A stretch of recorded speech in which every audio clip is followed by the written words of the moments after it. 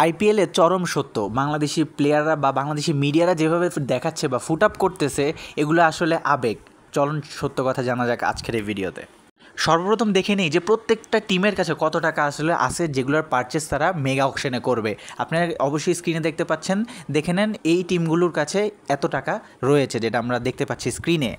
এরপরে আসি যে সেট ওয়াইজ যেসব প্লেয়ারগুলোকে আসলে নিলামে তোলা হয়, যাদেরকে আসলে ডাকা হয় নিলামের প্রথম দিয়ে, সেই সেটের যে তালিকা রয়েছে সেই সেটটা যদি আপনি অ্যানালাইসিস করেন তাহলেই বুঝে যাবেন যে বাংলাদেশি প্লেয়ারদের অবস্থানটা কোথায়। আমি যদি বলি যে প্রথম সেটে সবচেয়ে ভালো মানের যেসব প্লেয়ারগুলো রয়েছে সেই category wise set by set কিন্তু প্লেয়ারগুলোকে নিলামে তোলা হবে এবং পরবর্তীতে আপনারা দেখতে পাবেন যে বাংলাদেশি প্লেয়াররা কত নাম্বার সেটে আছে সেটা দেখলে আপনারা বুঝে যাবেন যে তাদের আইপিএলে চান্স পাওয়ার সম্ভাবনাটা কতটুকু রয়েছে।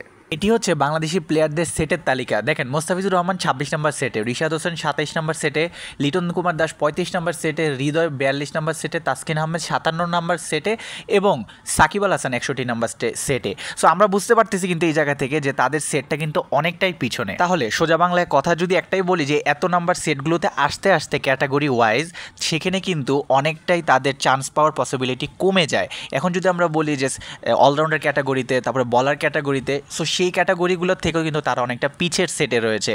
সো এর আগে কিন্তু টিম তাদের প্লেয়ার গুছায় ফেলবে এবং এরই সাথে সাথে কিন্তু তাদের বাজেট অনেক কমে আসবে।